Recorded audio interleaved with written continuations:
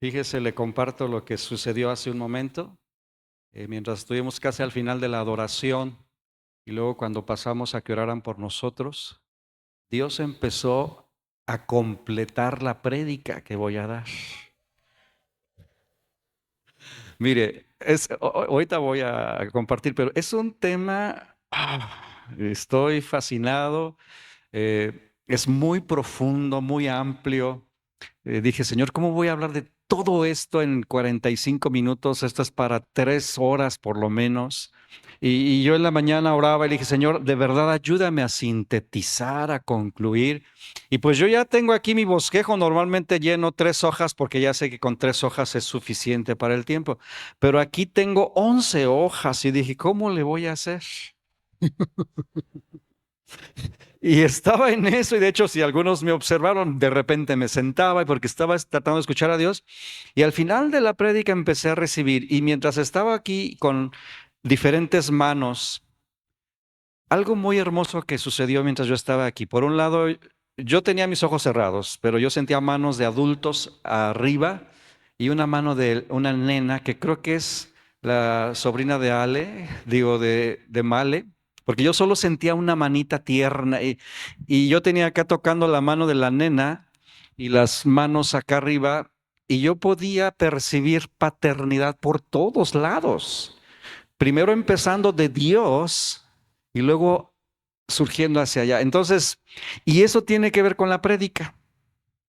Pero ahorita va a entender todo mientras le empiezo a predicar. Así que oremos, Señor, gracias por ayudarme y que nuestros corazones estén abiertos, listos, dispuestos para escuchar tu palabra, por dura que sea, por difícil de digerir. Tú nos puedes dar la capacidad de entender y queremos ser entendidos. Ayúdanos en el nombre de Jesús. Amén. Bueno, pues seguimos con los valles y en esta ocasión voy a hablar del Valle de Hinnom. ¿Puede repetir el título? Valle de Hinnom. Aquí está la portada. Normalmente yo les doy la idea de la portada. Y bueno, la portada está un poquito así medio intensa. Es lo que quiero transmitir con esa portada. Colores, la tipografía. ¿Por qué?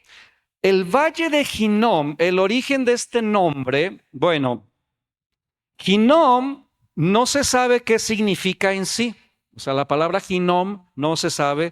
Se cree que ese era un valle que pertenecía o perteneció a un hombre llamado así. Y de hecho se puede encontrar también como el Valle de los Hijos de Hinnom o el Valle del Hijo de Hinnom. Pero no tiene un significado como tal el nombre. Pero lo que sí tiene significado es lo que ahí sucedía. Lo que ahí sucedía era de las cosas más horribles. Sí, horribles, ¿verdad? Este valle, mire, voy a intentar um, ilustrar geográficamente cómo estaba el valle de Hinnom. Haga de cuenta que el púlpito es la ciudad de Jerusalén. ¿Está bien? Entonces, por un lado estaba el valle de Hinnom, pero estaba como en L, así. Era como una L que medio abrazaba la ciudad de Jerusalén. Y por el otro lado estaba el valle de Refaim, el que vimos la semana pasada. El valle de Refaim es el valle de los gigantes en donde uno lucha y es el valle de la guerra espiritual y es el valle donde uno pelea con ciertos enemigos que ya dije. Entonces se juntan, el valle de Hinnom viene en L y luego el valle de Refaim y se juntan, se unen o colindan. ¿Está bien? Entonces es algo importante que ahorita voy a retomar. En el Antiguo Testamento, ¿qué sucedía en el valle de Hinnom? Bueno, este valle es prácticamente reconocido o identificado porque en ese lugar se daba la idolatría en todo su esplendor. Idolatría a tope.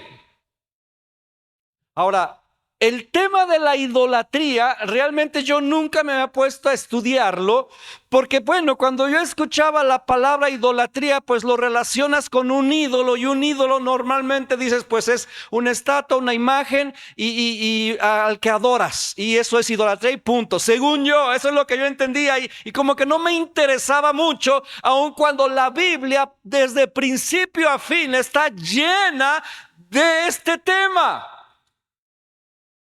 Y yo dije, bueno, a ver, Señor, de verdad yo sí dije, Señor, enséñame sobre este tema. Porque yo como que cierro mi corazón a este tema, pero ya entendí por qué yo cerraba mi corazón a este tema, porque es mucho más profundo y importante de lo que pensamos. Mire, en ese valle de Hinnom, en la esquina, recuerda otra vez, ahora sí tomamos la geografía, da la L, en esta esquinita donde se unía con el valle de Refaín, había como un barranco en el valle de Hinnom, como un barranco, una depresión todavía más profunda. Ese barranco lo llamaban Tofelet.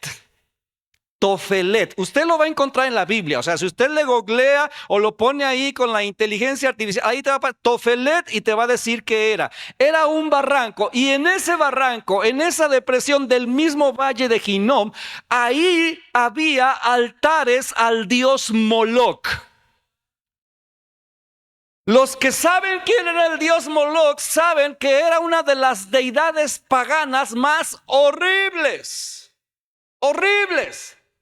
¿Por qué? Porque a Moloc se le ofrecían los hijos y se los quemaban vivos. Y eso sucedía en el valle de Moloc, de Hinnom. Ahora entonces solo piense, está Jerusalén, afuerita de la muralla, valle de Hinnom, valle de Refaim, en la esquina, Tofelet, donde estaba el altar a Moloc. Dios, algunos dicen, bueno, que hay mucho que estudiar, que era una estatua, ¿verdad?, de fierro, de hierro, hueca, que le metían pues la leña, ¿verdad?, para que ardiera. Imagínense aquel metal al rojo vivo, y llegaban las madres o los padres y ponían a sus hijos en esto y literal los chicharraban.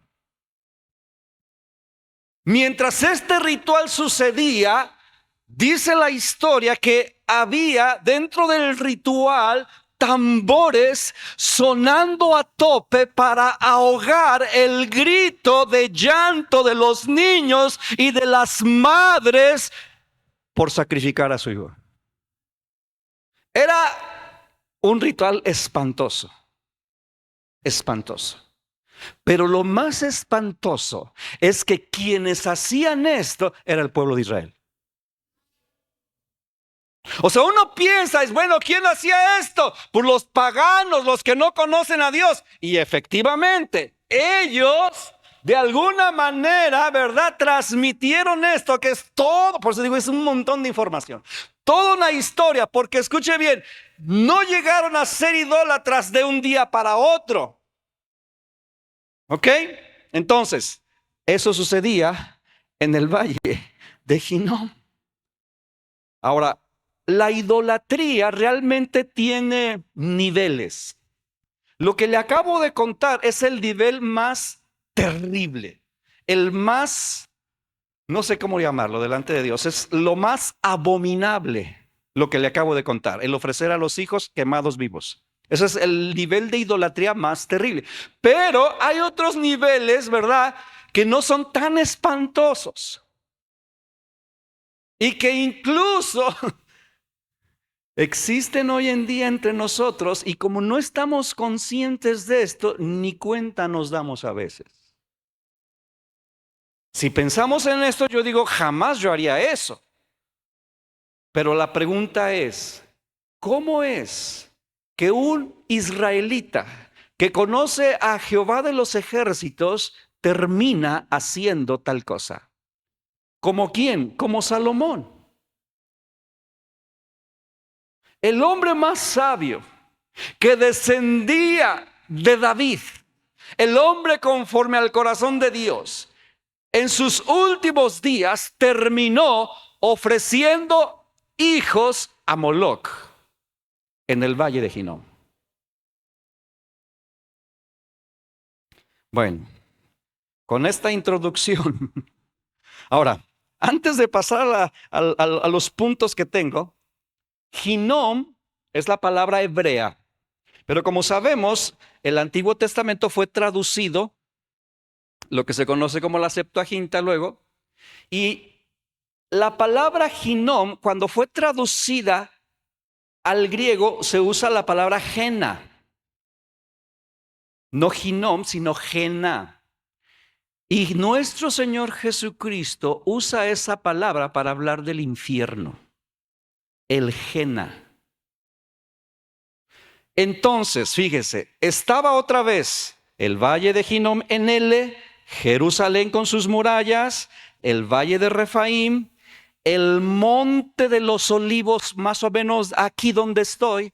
Entonces solo piense, cuando nuestro Señor Jesús salía de la ciudad de Jerusalén e iba al monte de los olivos, desde ahí podía ver el valle de Hinnom y sobre todo podía ver el Tofelet, el lugar donde estaba el altar a Moloc.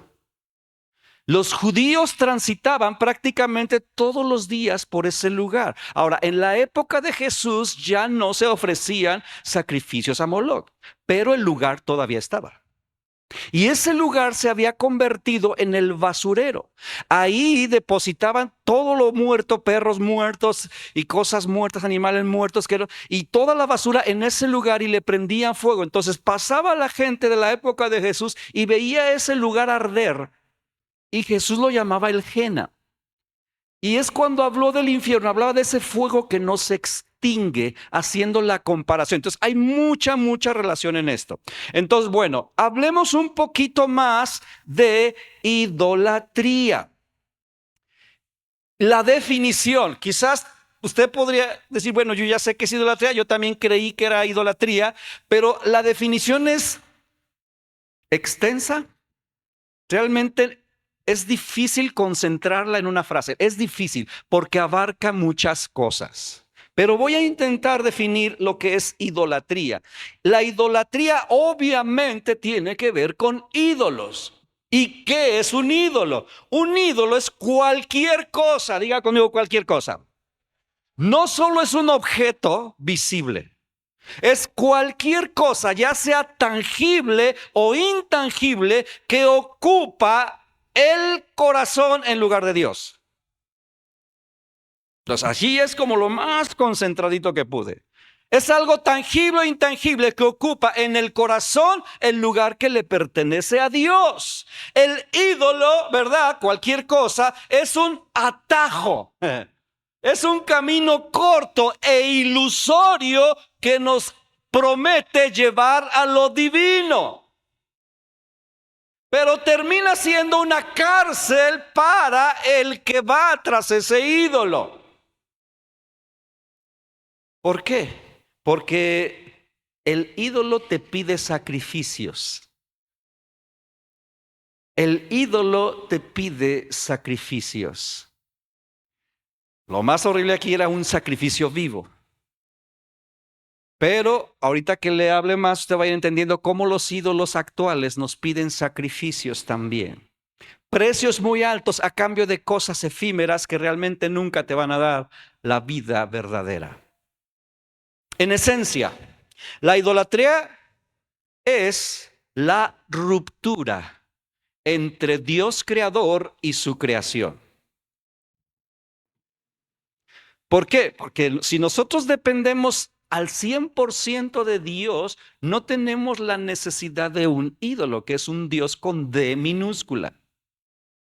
Si yo estoy unido de manera sana y correcta con Dios, no necesito un ídolo. Pero si yo no estoy unido a Dios creador de manera correcta o simplemente no hay nada de unión, voy de manera consciente o inconsciente a buscar un ídolo.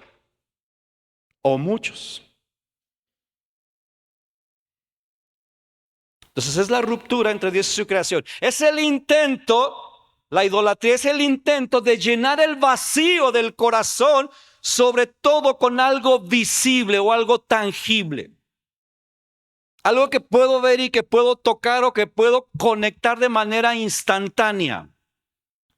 Y como a veces es un poco difícil conectar con Dios por un montón de cosas, es más fácil irnos por el camino corto e intentar conectar con una deidad que a final de cuentas no es Dios y que estoy satisfaciendo necesidades legítimas de manera pecaminosa. Entonces, la raíz de la idolatría aparece cuando nosotros ya no confiamos en Dios por muchas razones. ¿Ok? Entonces, mire, el hombre busca un ídolo para saciar cosas que realmente Dios solo puede dar. Ahora, lea conmigo Primera de Juan capítulo 5. Primera de Juan capítulo 5.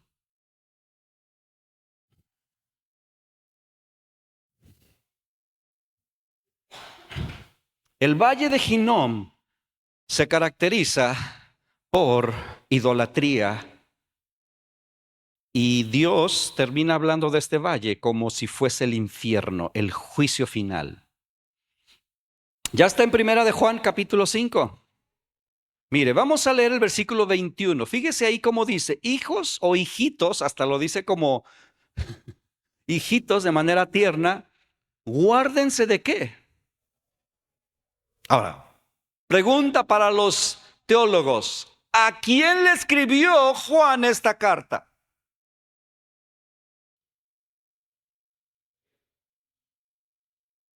¿Al pueblo de Dios o a los paganos, a los que no conocen? Porque normalmente pensamos, la idolatría es porque no conocen a Dios. Mentira, esa es la primera mentira que nos tenemos que sacar. Pensamos que solo los que no conocen a Dios son idólatras. No, aquí el apóstol Juan está escribiendo esta carta al pueblo, a la iglesia, y les está diciendo, hijitos. Pero me encanta y es clave, más adelante va a entender por qué usa la palabra hijitos. No solo porque era el apóstol del amor y era muy tiernón. No, hay una razón, aquí hay un clamor detrás de esta palabra. Hijitos, es como cuando un padre o una madre dice, hijo, por favor, escúchame, hijito. ¿Me doy a entender? Cuando usted está así como medio desesperado, pero no quieres, pegarle al chamaco, hijito, por favor. Así está el clamor y ahorita va a entender por qué. Pero dice, guárdate. Ten cuidado con los ídolos. Ahora, si solo la idolatría fuera para los que no conocen a Dios, no es necesario ese versículo. Pero hay algo que usted y yo quizás no hemos entendido de por qué esto en el Nuevo Testamento está. No estamos hablando ya del Antiguo Testamento, ni de Salomón, ni del Moloch. No, estamos hablando de acá casi al final de la Biblia. Hijitos, guárdense de los ídolos. Guárdense de los ídolos. Entonces, ¿qué es la idolatría? Es amar o la ruptura del creador con la creación, amar o buscar saciar tus necesidades legítimas, pero de manera equivocada. Vamos a ver de dónde viene la idolatría. Prácticamente de dos lugares. Y aquí es donde entra lo interesante de los dos valles que se conectan. Vaya conmigo a Gálatas 19, ya se lo sabe, ya no lo dijo la semana pasada el buen Alex, pero quiero que ahora lo lea. Gálatas capítulo 19, perdón 5, versículo 19. ¿Ya está por ahí? Gálatas 5, 19. Y manifiestas son las obras de la carne, que son adulterio, fornicación, inmundicia, lascivia y luego. Entonces, la idolatría viene de la carne. Es una obra de la carne. Idolatría. idolatría. Entonces, la semana pasada vimos el valle de Refaim que está aquí, físicamente, geográficamente, pero está en el límite y conecta con el valle de Hinnom. Y si vimos la semana pasada, yo hablé un poquito, ¿verdad?, de una de las varias obras de la carne que fue enemistades. Pero en esta lista está también la idolatría.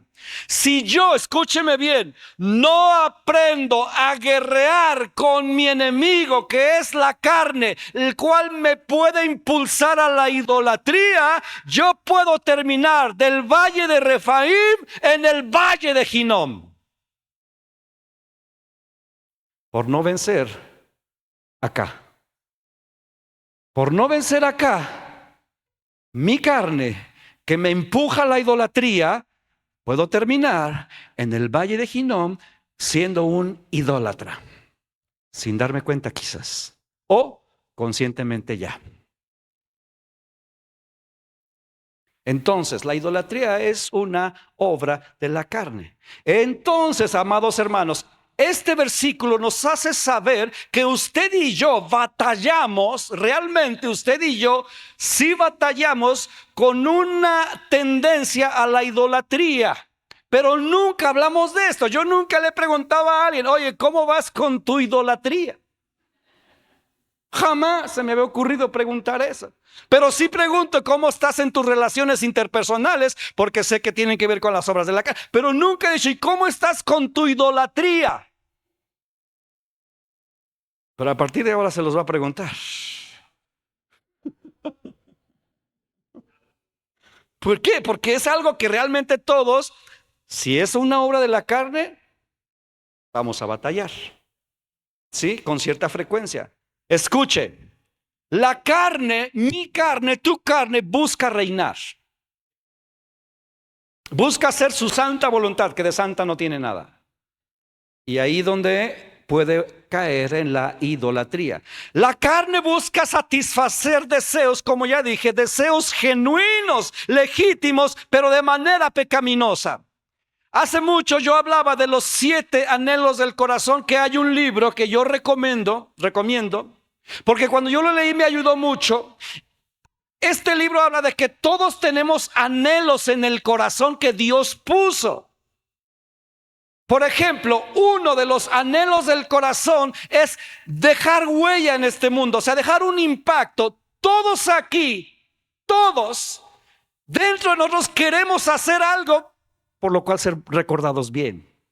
O sea, nadie está feliz como decir, yo ya me morí, no dejé nada en este mundo. No, es como, quiero hacer algo. Eso es un deseo, un anhelo del corazón. Ahora, eso la carne lo toma y lo convierte en algo pecaminoso, al punto que eso termina siendo mi ídolo. Mi deseo de ser alguien importante en la vida termina siendo mi ídolo, porque yo termino sacrificándole cosas por obtener lo que eso me promete. ¿Está agarrando la onda? Otro anhelo que está en el libro, que yo digo sí es cierto, el anhelo de belleza. ¿Cuántos aquí desean ser feos? Nadie, o sea, nadie se pone feliz con la idea de estoy feo. De hecho, cuando te llegas a sentir feo, vives con baja autoestima. Vives con problemas de relaciones. Vives con problemas de cómo me manifiesto sin hacerle saber a los demás que yo realmente siento que estoy bien feo. Porque hay un anhelo de belleza. Y ahora la pregunta es, ¿por qué Dios puso un anhelo de belleza en mi corazón que la carne utiliza para satisfacerlo de manera equivocada y pecaminosa? Bueno, Dios puso un anhelo de belleza en mi corazón y en tu corazón. ¿Por qué? Porque usted y yo un día llegaremos a ser bellos a la estatura de Jesús. Una iglesia gloriosa, sin mancha y sin arruga. Entonces realmente ese deseo es, yo quiero esa gloria, ese esplendor, esa belleza. Eso surge del corazón. Pero en el mundo que vivimos, lo digamos como, me hago cirugías y hago un montón de cosas y estoy tan aferrado con mi físico que le empiezo a sacrificar dinero, tiempo, esfuerzo, obsesión, familia, salud. ¿Se da cuenta? Porque termina ocupando un lugar inadecuado. Algo que es legítimo se convierte en pecaminoso si yo no lo controlo. Ahora, ustedes ya saben que yo por prescripción médica hago ejercicio, yo no hacía nada y ahora me encanta. Pero ya empecé a probar que se convierte en adictivo.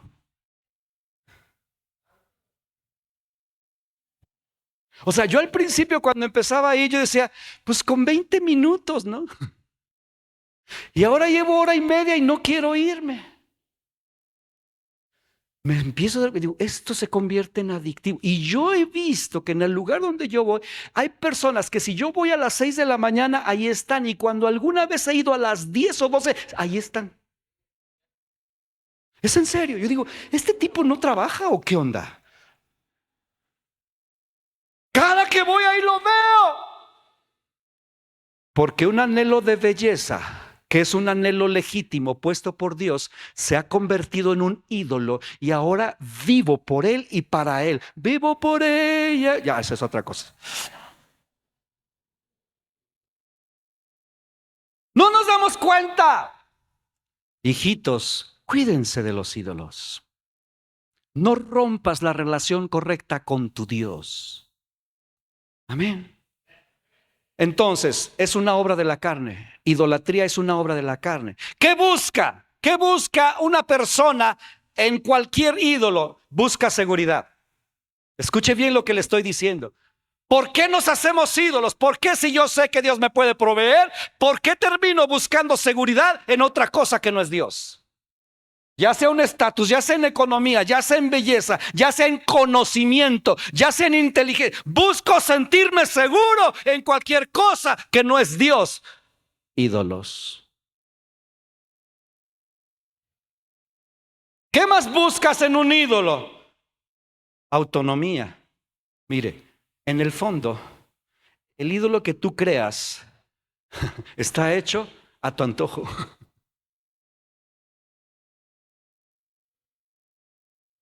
Con Dios es al revés. Nosotros somos creados a su imagen y nosotros nos tenemos que someter a Él. Y el que controla y gobierna es Él o debe ser Él. Pero con el ídolo es una cosa bien rara porque yo, si no quiero, no lo obedezco y lo hago como yo quiera. Pero luego termino yo también siendo su esclavo. Es una relación bien tóxica. Bien tóxica. ¿Qué busca alguien en un ídolo? Visibilidad y cercanía. Otro de los anhelos del corazón es un anhelo de ser disfrutado. Usted y yo tenemos ese deseo en el corazón. Yo quiero ser disfrutado por mi Dios y cuando yo siento que Dios no me disfruta, me entristezco.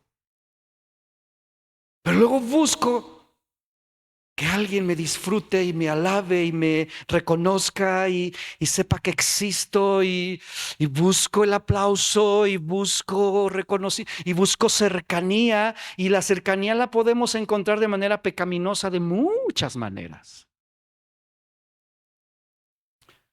Entonces, hablando de idolatría, es una obra de la carne, pero también, segunda cosa, tercera. Porque la primera ya dije es la definición, la segunda es una obra de la carne, pero también la idolatría es un asunto del corazón. Ahora, ya expliqué un poquito eso de lo que es la concupiscencia y todo ese relajo. Pero fíjese cómo Dios ve no solamente obra de la carne, idolatría. También Dios dice, esto se va más profundo, esto se va a tu corazón. ¿Y dónde dice esto la Biblia? En Ezequiel. Vaya conmigo a Ezequiel capítulo 14.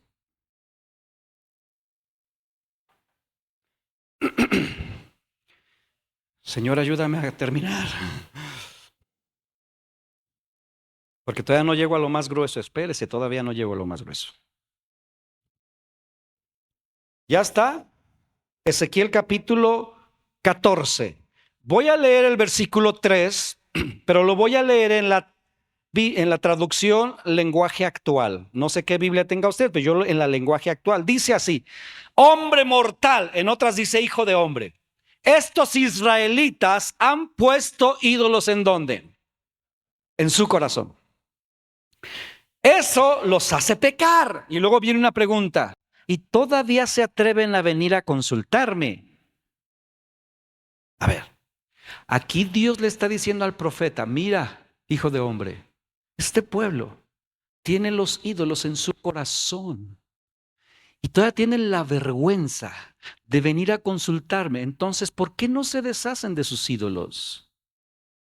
Quien ha leído Oseas habla de esto. O sea, realmente toda la Biblia habla de idolatría. Pero yo no le relacionaba con mi propia vida. Pero fíjese lo más interesante de este versículo. Ahí le va, agárrese. La palabra, cuando aquí dice, Dios usa un juego de palabras aquí. Voy a intentar explicarlo bien. Dios está usando un juego de palabras. Dice, los cananeos llamaban a sus dioses Elilim. Elilim, así lo llamaban.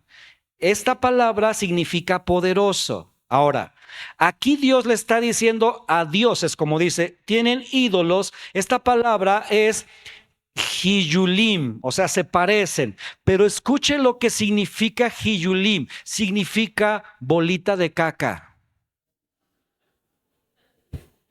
Sí, así tal cual lo dije sin pelos en la lengua. Si lo disfrazo diría bola de excremento, bola de caca. Lo que está diciendo Dios aquí, fíjese, hombre mortal, ¿verdad? La palabra hebrea es hilulim, bola de caca, ¿sí? Lo que está diciendo, hijo de hombre, este pueblo ha puesto en su corazón bolas de excremento, bolas de caca. Nada poderoso es eso. Bolas de caca, así dice la palabra, bolas de caca, en su corazón. Ahora, Dios no se anda con rodeos, porque lo que ocupa el trono de nuestro corazón, si no es Él, cualquier otra cosa termina siendo basura. ¿Qué ocupa el trono de tu corazón? Porque si no es Dios, es una bola de caca. Perdónenme lo bruto que vine hoy, pero es que así agarramos mala onda. Así. Si no estoy yo ahí, dice Dios, entonces lo que ahí hay es una bola de basura, es una bola de caca. Tú estás confiando en eso. Ahora, ¿por qué Dios está hablando tan fuerte con Ezequiel? Obviamente hay que entender todo el libro, pero le voy a decir así resumidísimo, ¿cuáles son las 3 bolas de excremento? Ya pues me suavizo. Las 3 bolas de excremento que el pueblo de Israel estaba abrazando en esa época y que cuando yo la leo digo, pues también es lo de hoy, ¿verdad? Y como dijo Tatiana, chicas de hoy, tururú, tururú. Bueno, solo los cincuentones entendemos chicas de hoy.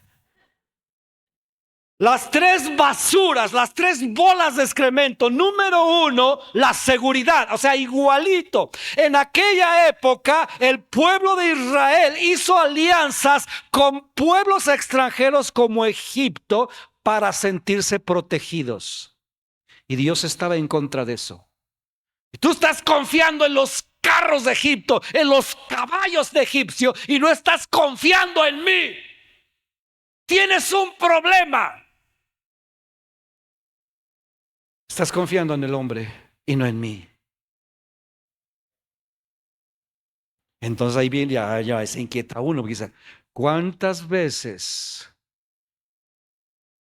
echamos bolitas de caquita cuando confiamos más en el hombre que en Dios?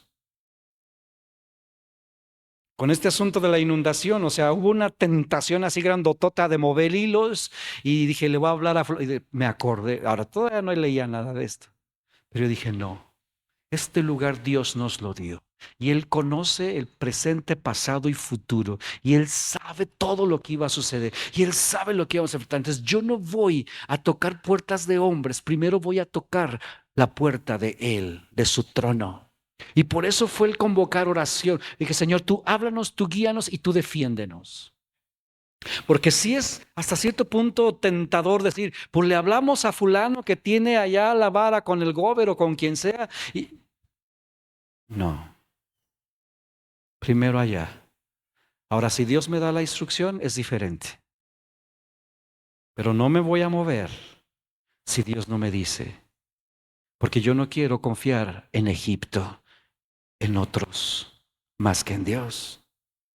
Esa es una bola de caquita, para que no se oiga tan feíto.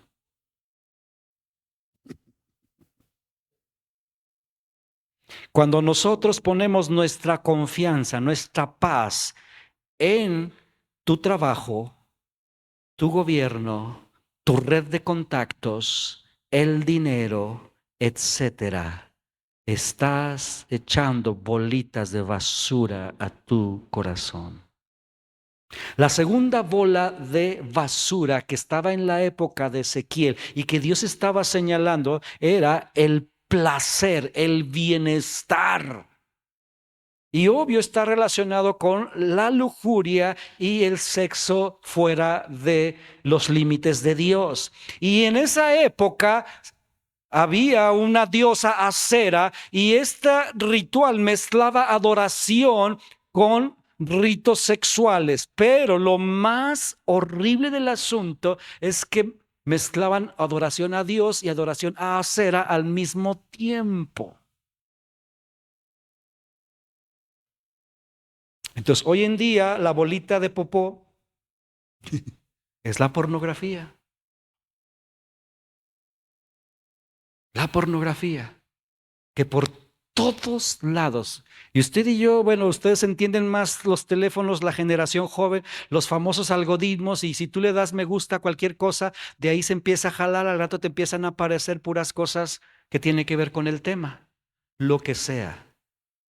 Si fue una foto, si fue un video, si fue lo que sea. Tú le pones me gusta y al rato te empieza con las sugerencias. Entonces, si tú le pusiste me gusta a un chico o a una chica sepsi, te van a seguir apareciendo chicos sepsis y cada vez más sexys.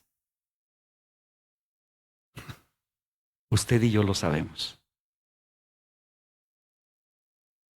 La bolita de popó del día de hoy que tiene que ver con el placer, Internet, con toda la porquería sexual que tiene.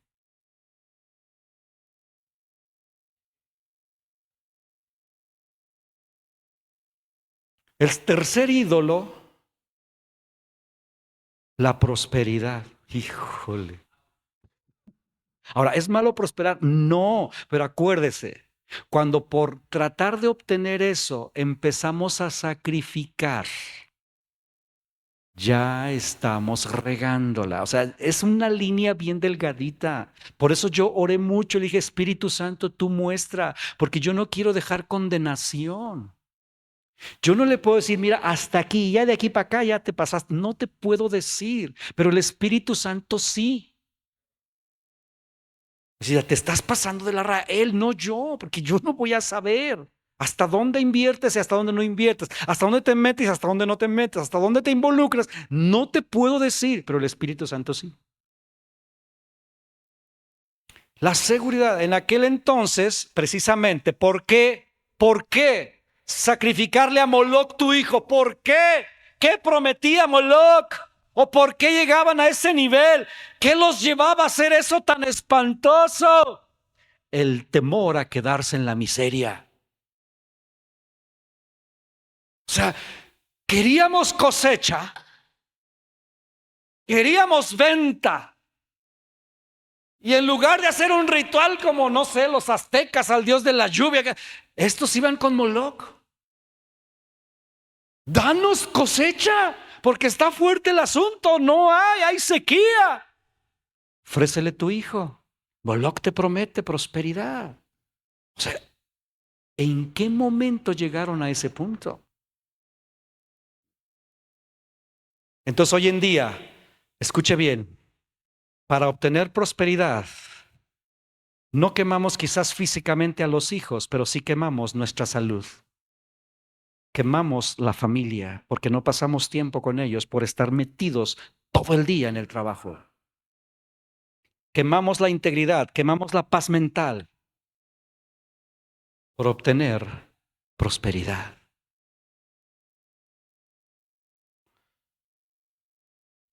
Ahora, Dios no pelea con que busquemos el placer sano ni la prosperidad correcta, por eso digo que es una línea bien delgada. Pero sobre todo cuando ya empezamos a romper nuestra relación con Dios por cualquiera de estas cosas, ya estamos idolatrando. Ahora, quiero terminar con el punto que desde mi perspectiva es el más fuerte todavía. La idolatría, ya dije la definición, ya dije que es una obra de la carne, ya dije que es un asunto del corazón. Pero la idolatría, que fue parte de lo que Dios me mostró hace rato o terminó de completar, la idolatría está relacionada con la paternidad. ¿Qué tiene que ver la paternidad con la idolatría? O sea, Dios me dijo muchísimo. Están tan relacionadas, ¿por qué? Porque si yo rompo el vínculo con mi Padre celestial, voy a buscar vincularme con cualquier otra cosa para succionar lo que Él realmente me puede dar.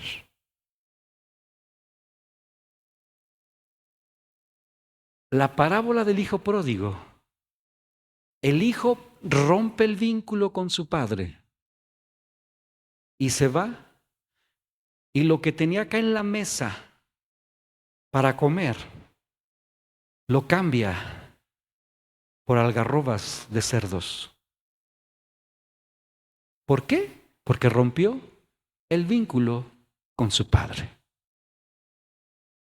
Pero no solo es el vínculo con el Padre Celestial, también es el vínculo entre padres e hijos terrenales. ¿Por qué? Porque escuche bien cómo viene la línea. Dios Padre, dice la Biblia, que Jesús es cabeza de todo varón. El vínculo va así, ¡fum! Y yo cabeza de mi mujer. Y mis hijos vienen ahí. Entonces hay un vínculo lineal. Y Dios a mí como papá, a usted como papá, nos mandó, nos comisionó a enseñarle a nuestros hijos el temor de Dios. Una de las funciones de papá es enséñale, háblale a tus hijos de la palabra, háblale a tus hijos de los principios, muéstrales quién soy yo. Entonces, si mi hijo y yo rompemos vínculo, eso provoca no solo un alejamiento de padre humano, sino también por consecuencia de padre divino, la mayoría de las veces. ¿Y por qué digo la mayoría de las veces? Porque eso puede cambiar y ahorita voy para allá. Entonces, la idolatría y la paternidad están tan ligados más de lo que pensamos. Porque yo termino siendo idólatra cuando no trato a mi Padre Celestial como corresponde. Yo termino siendo idólatra cuando yo no lo obedezco a Él y obedezco a cualquier otra cosa. Yo termino siendo idólatra cuando yo le niego a mi Padre mi adoración y se la ofrezco o se la entrego a otra cosa. Yo termino siendo idólatra cuando yo descuido mi relación, mi conexión con mi Padre y me conecto más e invierto más y paso más tiempo con otra cosa que con mi Padre.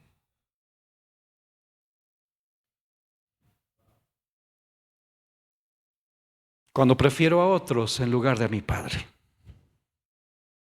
Ahora, lo poquito que leí, porque me faltó semanas para seguir leyendo, la idolatría en el pueblo de Israel no se instaló, no es una palabra adecuada, no se instaló de un día para otro. Aun cuando es un asunto de la carne y del corazón, para que diera ese fruto amargo o negativo, pasa tiempo, incluso generaciones. Escuche bien. Otra vez pregunto, ¿cómo fue que un hombre o reyes o pueblo de Israel que conocen a Jehová de los ejércitos terminaron ofreciendo hijos a Moloc? A ese punto. ¿En qué momento? Eso no sucedió de un día para otro. Para llegar a ese punto pasaron años y generaciones. Por eso es que si yo rompo el vínculo con mis hijos y les dejo de transmitir la palabra y ellos hacen lo mismo con sus hijos, lo más seguro es que la tercera generación, mis nietos o mis bisnietos, no van a ser cristianos y no van a querer nada con Dios. Y obviamente van a terminar adorando cualquier otra cosa. Cuando el pueblo de Israel llega a Canaán, después de la tierra prometida, o sea, salen de Egipto, montón de milagros. Dios Padre los sostiene con el pan maná. Ellos no cultivan. Ellos no tienen que orar por la lluvia. Ellos no tienen que orar para que la plaga. Ellos no tienen que orar por nada. Ellos simplemente tienen que caminar con Dios. Pero llegan a la tierra prometida y tienen que aprender a cultivar. A partir de ahora ya no va a haber maná. Ahora tú tienes que cultivar. Y entonces empiezan a sentir un poquito lo que los pueblos gentiles vivían. No ha llovido la cosecha o llovió de más. Y estos pueblos tenían sus ídolos que invocaban para que les fuera bien en sus cosechas. Entonces empezó a tener la inquietud el israelita de decir, caray, mira, ellos confían en Astarte, en Moloc, en Baal, en un montón para que les vaya bien. Y luego agrégale la desobediencia que tuvieron. No te unas con las mujeres cananeas porque ellas pueden desviar tu corazón. Y fue exactamente lo que pasó. Al rato el hijo desobedece la instrucción, se casa con la cananea, con la filistea. Esta tiene a sus dioses, a sus imágenes, y como el amor, ya sabe usted. Estas se llevaban su idolito, ¿verdad? Y mira, tú conoces a Jehová, yo conozco a Baal, ¿verdad? No pasa nada, aquí convivimos, tú con tu Dios, yo con el mío, vale. Tú invocas a Jehová, yo invoco a Baal y todos vivimos felices y contentos. Ajá. Y cuando vienen los hijos y los hijos ven que en casa hay Jehová y hay Baal, para ellos es normal. Para el israelita no era normal, porque no, es que Dios es Jehová, no Baal. Pero como a ti te amo porque estás tan chula, te doy chance que tengas tu Baal. Pero el hijo dice, en casa puede haber cualquier cosa. Y ya se hace normal. Y así crecen. Y al rato empiezan a decir, bueno, hay que probar ¿cuál tiene razón? Si Jehová o Baal. Y los hijos empiezan a experimentar al punto que un día tuvo que venir Elías y decirle al pueblo, defínanse, ¿quién es Dios? ¿O Baal o Jehová?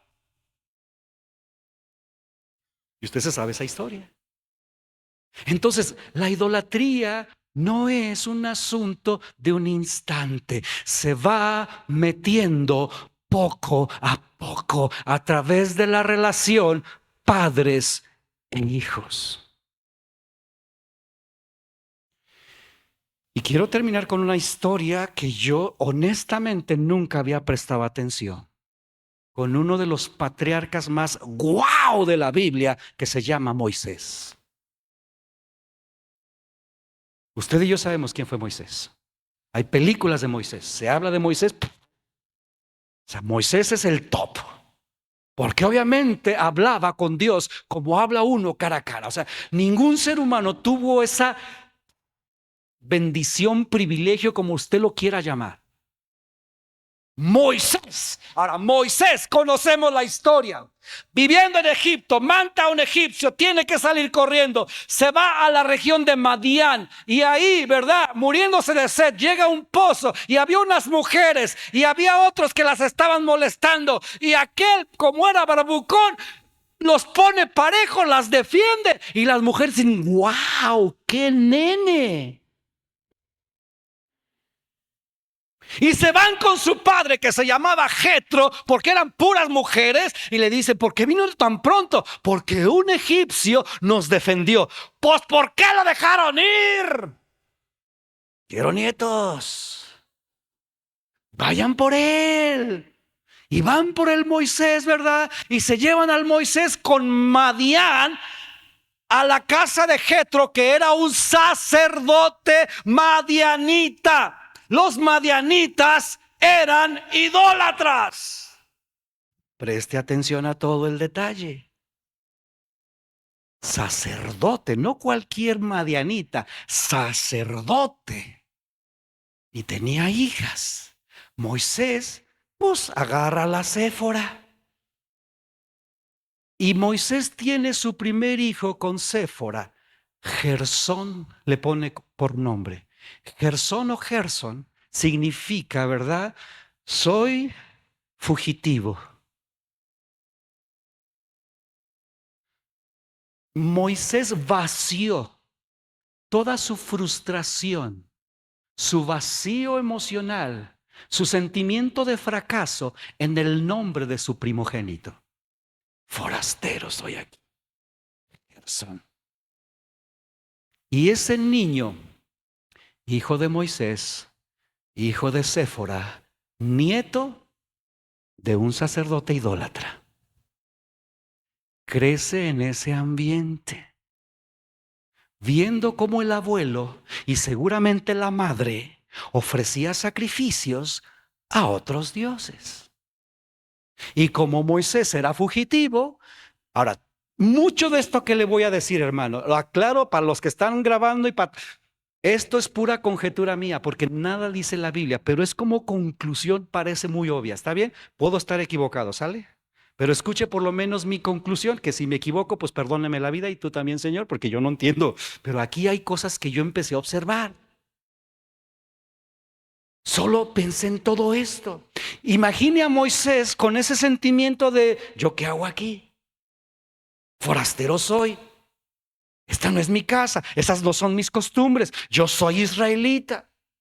¿Qué estoy haciendo con esta mujer que estaba muy guapa, pero practica cosas que yo no practico? No estamos de acuerdo.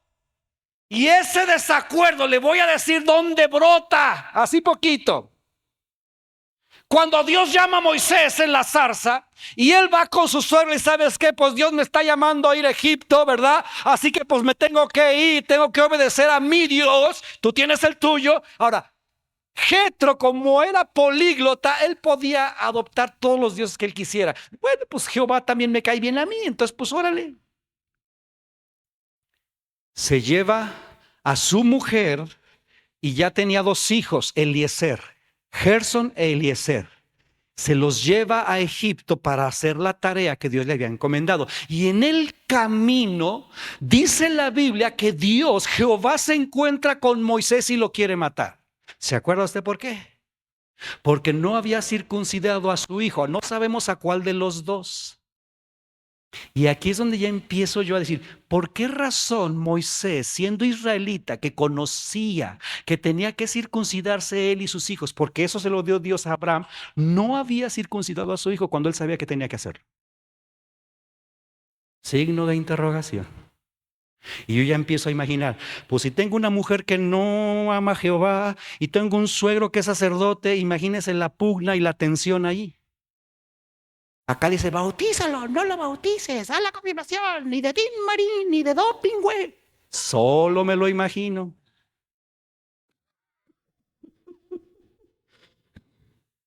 El punto es que no estaba circuncidado. Y Dios le dice, tú no puedes cumplir mi misión si no eres capaz de obedecer en lo más básico, circuncisión.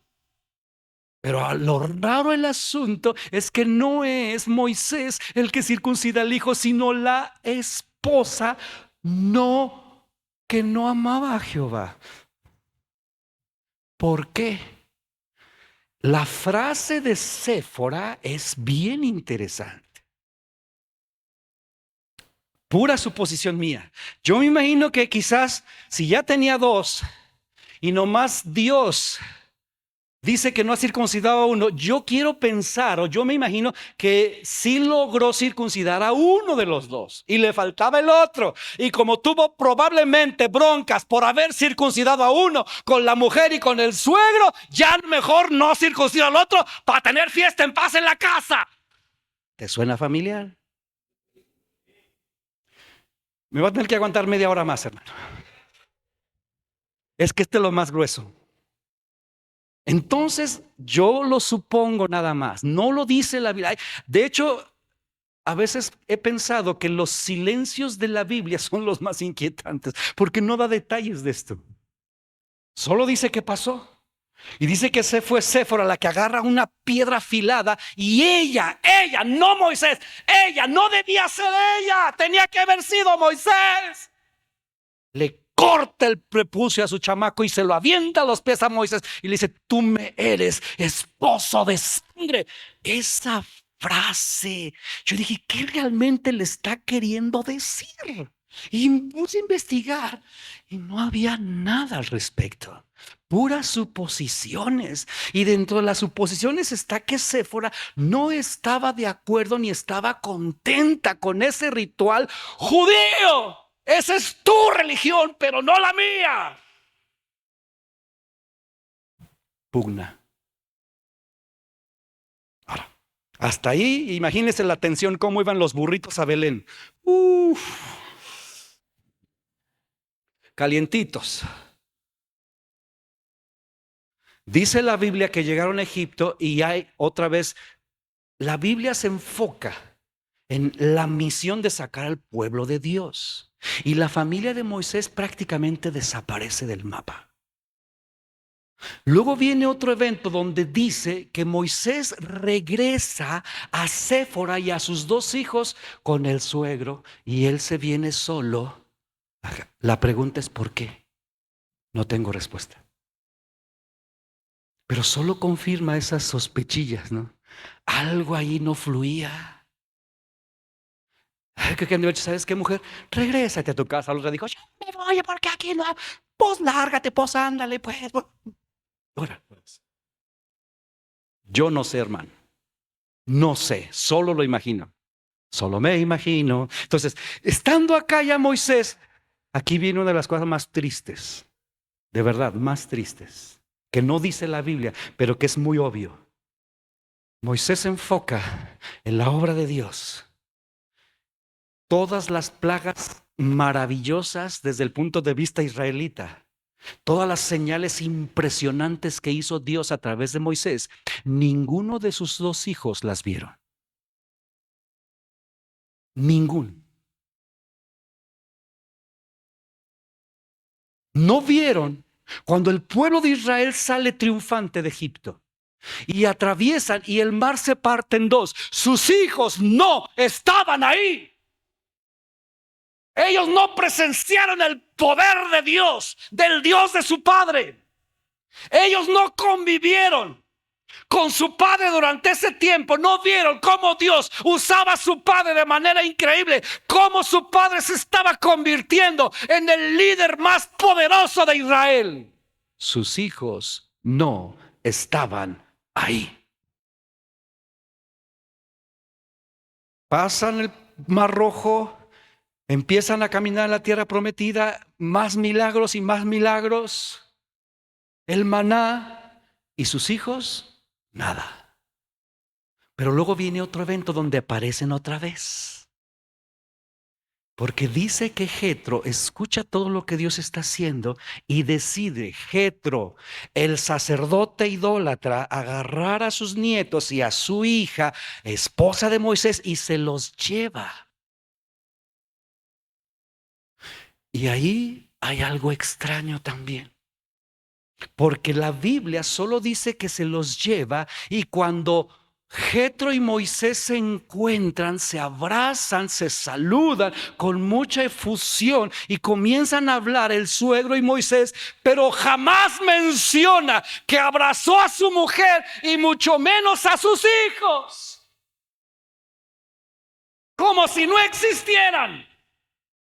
Y yo pienso, hay otras historias en la Biblia donde vemos cómo, ¿verdad? Se encuentra José con su padre Jacob y lloran en su cuello. O cuando Esaú y Jacob se encuentran y se abrazan de manera efusiva. O sea, los israelitas estaban acostumbrados a expresar sus emociones familiares. Pero en esa ocasión Moisés no registra nada en la Biblia, nunca dice y abrazó a su hijo Gerson y besó a Eleazar y agarró a... Jamás vas a leer nada de eso. ¿Por qué? No sé. Se sienta Jetro con Moisés y Jetro ve que Moisés está juzgando día y noche desde la mañana y dice, eso que estás haciendo. O sea, el enfoque todo es el pueblo. O sea, está bien, Moisés está obedeciendo a Dios. Y la familia, bien, gracias.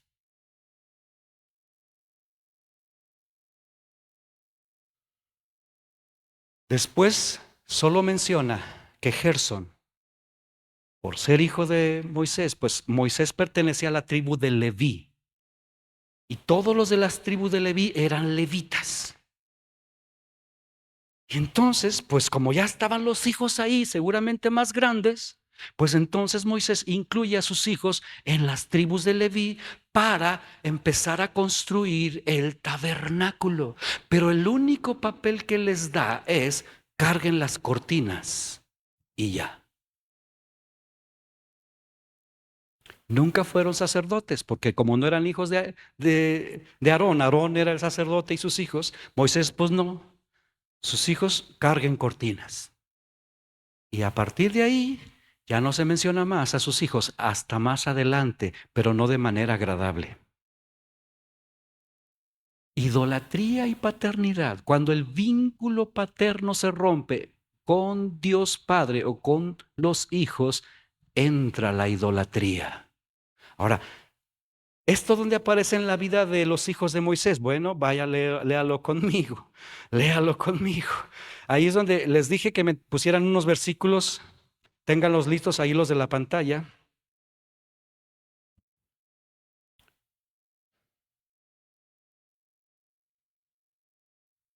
Vamos a leer, deje que ya lo perdí. Creo que es Crónicas, ahorita lo encuentro. Allí, Jueces. Vaya a Jueces capítulo 10. No sé si lo tienen listo ese versículo que se los pedí en dos versiones. Ok, póngame primero el de la Reina Valera. Jueces capítulo 10, versículo 30. Ahí está. Jueces capítulo 18, perdón. Versículo 30. Dice, y los hijos de Dan, ahora Dan es la tribu, ¿ok? Levantaron para sí o para ellos, ¿qué? La imagen de talla. Hasta ahí. La tribu de Dan, de las 12 tribus de Israel, se hizo idólatra. Esa es otra historia que ahorita ya no me voy a meter ahí. Pero ellos levantan una figura de talla, es decir, un ídolo, un ídolo. Y luego dice, y Jonatán, ¿hijo de quién? Gerson era hijo de Moisés, pero luego fíjese, hijo de Manasés. Bueno, ¿es de Manasés o de Moisés? Y él y sus hijos fueron, ¿qué? Sacerdotes de la tribu de Dan. ¿Hasta cuándo? Hasta el cautiverio de la tierra, hasta que los babilonios invadieron. Ahora, eso es la Reina Valera, pero algunos de ustedes tienen otras versiones. ¿En cuál de usted dice que es Moisés y no Manasés? En tu versión. Ponme la otra versión. Jueces 10:30, pero la nueva versión internacional dice, los danitas erigieron para su uso la imagen de talla y Jonatán, hijo de Gersón, hijo de Moisés, junto con sus hijos fueron sacerdotes de la tribu de Dan hasta el tiempo del destierro. ¿Quién terminó siendo sacerdote idólatra? El nieto de Moisés. El nieto de Moisés. Ahora, aquí, ¿por qué en una versión aparece Manasés y por qué en otras dice Moisés? Pregunta teológica. Pero si usted se va a poner a estudiar, se va a dar cuenta de esto. Aquí dice Manasés, aquí dice Moisés. ¿Cuál de las dos es la verdad? Bueno, yo me metí a leer y a buscar. ¿Es Manasés o es Moisés? Sabemos que Gersón sí era hijo de Moisés y aquí sí menciona a Gersón. Lo que se dice es que le acomodaron una N en los manuscritos porque los escribas de la época tenían tanta vergüenza de saber que un nieto del libertador que escribió la ley de Dios y que dijo, honrarás a tu padre y a tu madre, y que dijo, no tendrás dioses ajenos delante de mí, ese hombre llamado Moisés tuvo un nieto idólatra. ¿Cómo? ¿En qué momento? En el momento de la ruptura paterna.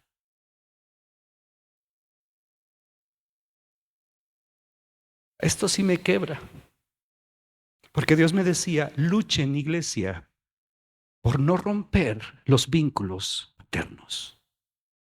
Luchen. Luchen por no romper el vínculo conmigo, que soy su padre, pero también luchen por no romper los vínculos con sus padres terrenales y luchen también por no romper el vínculo con sus padres espirituales.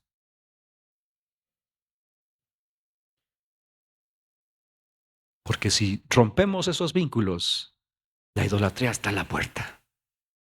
Termino desviándome porque pierdo la dirección sabia, pierdo en la corrección, pierdo la vara, pierdo el enfoque que solo un líder me da, que un padre, que un mentor me da.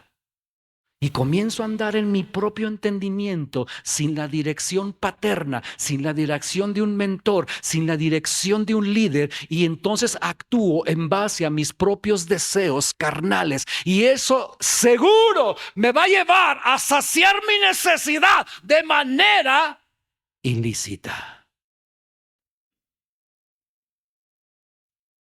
Paternidad e idolatría están muy ligados. Pero quiero concluir, sé que ya me pasé como media hora, pero yo veo la fidelidad de Dios aquí. O sea, esto es tanto silencio porque Dios no menciona nada, pura conclusión. O sea, lo que le dije es pura conclusión, ¿sale?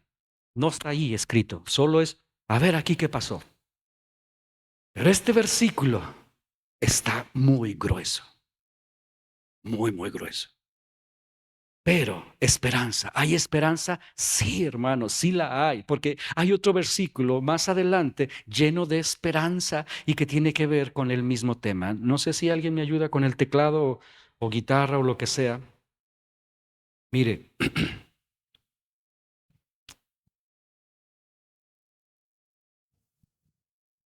Manasés, uno de los reyes, este sí se llamaba así, ¿eh?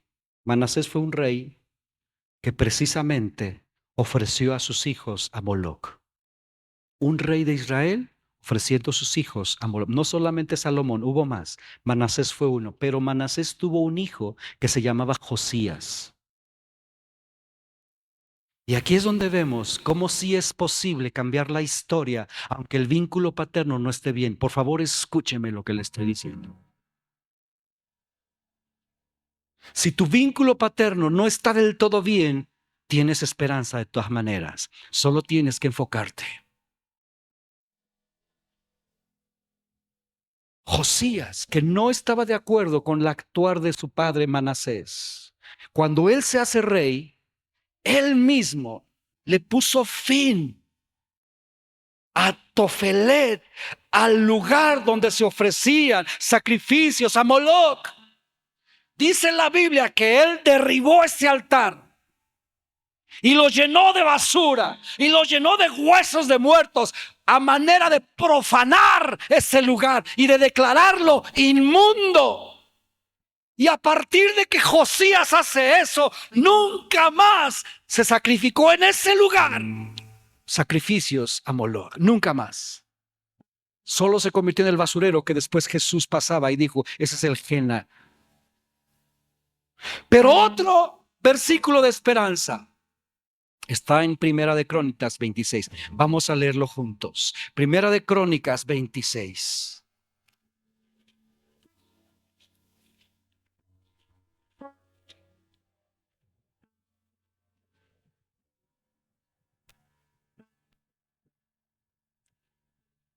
¿Ya está por ahí? Primera de Crónicas, primer libro de Crónicas, el capítulo 26. Vamos a leer el versículo. Ahí estoy en Segunda de Crónicas. Acá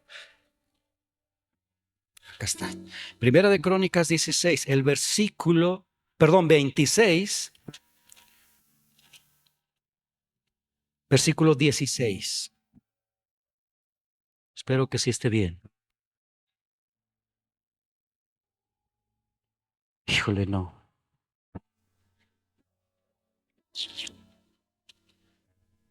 Anoté mal la cita. Espérenme, aquí la tengo rápido, ¿eh? Es que esta cita la tenemos que leer juntos. La tenemos que leer juntos.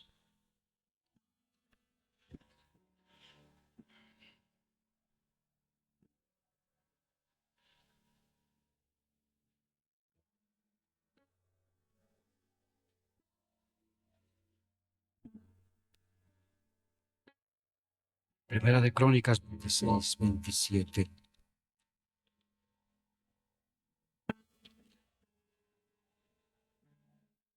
No sé por qué tengo la cita mal. Es que es 26, 26.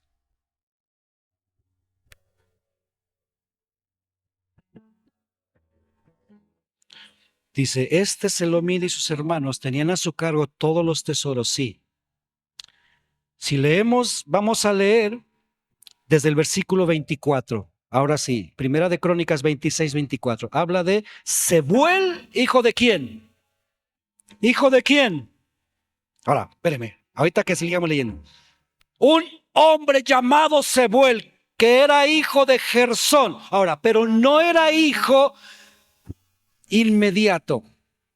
Porque si nos vamos a la historia, para este punto Moisés había vivido ya muchos años atrás. Muchos, no sé cuántos, muchos.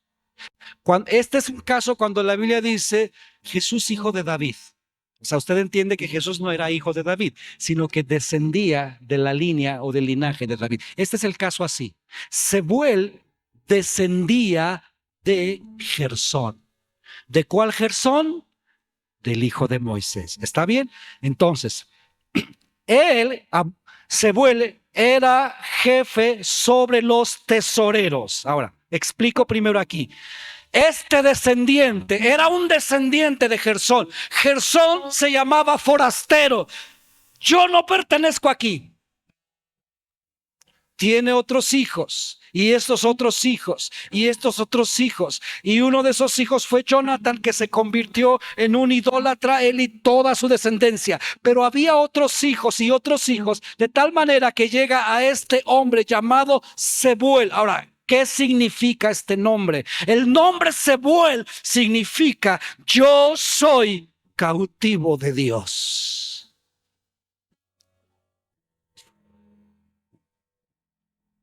Cautivo de Dios. Yo regreso a Dios. Sebuel, descendiente de Gersón, descendiente de Moisés. Dios en su misericordia permitió que uno de sus descendientes de Moisés regresara a él y regresara a servirlo y a honrarlo a él, convirtiéndose en uno de los tesoreros de la casa del rey David. Conclusión. La idolatría está a la puerta, hermanos, porque es un asunto de la carne y del corazón. Y lo que tenemos que cuidar es el vínculo paternal. Mi vínculo con mi Padre Celestial y mi vínculo con mi paternidad terrenal, sea mis hijos y espirituales o naturales, y también yo con mi Padre espiritual. Y eso es una protección para no caer en idolatría. ¿Por qué no estamos en pie, por favor?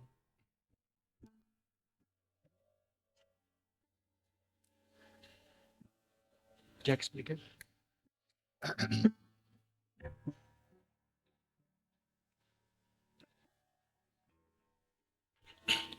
La verdad es que este valle tiene muchas cosas más. El valle de Hinnom realmente habla de juicio. Juicio por la idolatría, porque el pueblo de Israel terminó haciendo cosas detestables que él nunca mandó. Y por eso dijo, ustedes hicieron eso, ahora este lugar yo lo convierto en juicio. Y si se da cuenta, los padres ofrecían a sus hijos a Moloc su futuro, rompiendo el vínculo paterno. Pero otra cosa que me llamó la atención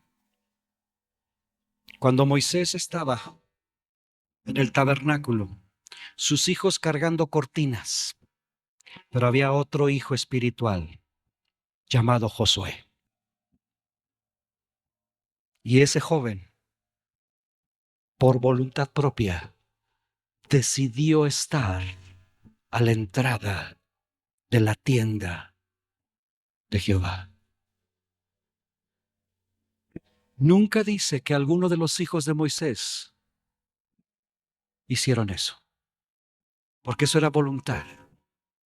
Moisés nunca le dijo, aquí te quiero. El hambre de Josué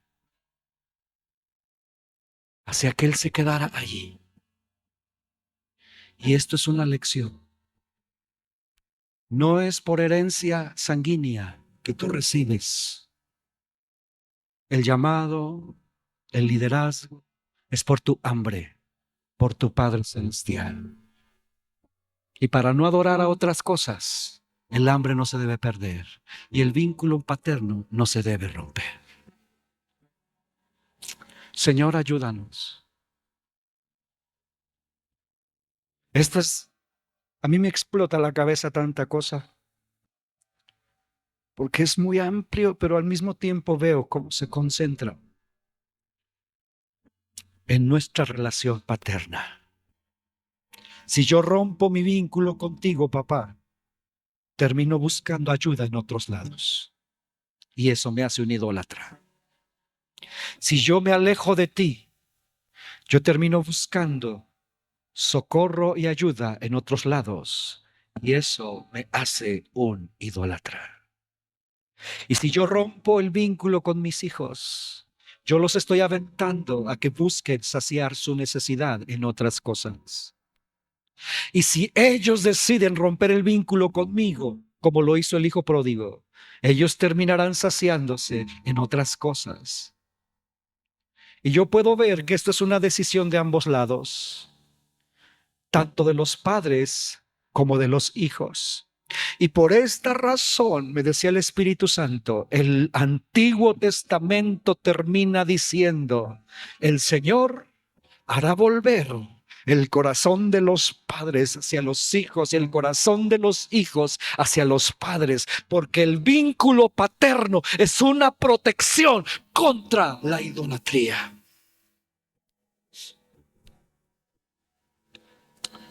¿Por qué no agarras la mano de tu hermano? Somos familia en Cristo. Y yo solo te quiero invitar, porque es una decisión personal completamente, de no permitir que se afecten o que se rompa los vínculos paternos en tu vida. Primero, tu relación con Dios. Tiene que ser tu decisión, hermano. Quien recibió la herencia del liderazgo no fueron los hijos de Moisés, fue Josué. Porque Josué mantenía un vínculo con Dios Padre. Primero esa decisión, hermanos. Tú tienes que decidir eso. Eso no lo puedo hacer por ti. Tú tienes que tomar la decisión de yo no quiero romper el vínculo con mi Padre Celestial. Y yo te ruego a Espíritu Santo que si yo comienzo a alejarme o comienzo a enfriarme, tú no me permitas que yo rompa el vínculo con mi Padre Celestial, porque seguramente terminaré adorando otra cosa. Pero también ayúdanos a no romper los vínculos paternos aquí en la tierra. Mi vínculo con mis hijos, los hijos con sus padres, los padres con sus hijos. Hermanos, esto parece sencillo, pero no siempre es sencillo. A veces mantener un vínculo con un padre o con un hijo cuesta. Pero si tú rompes eso, los estás aventando a que busquen saciarse de cualquier cosa. Por eso los jóvenes en las drogas, en la delincuencia, es porque se rompieron los vínculos con sus padres.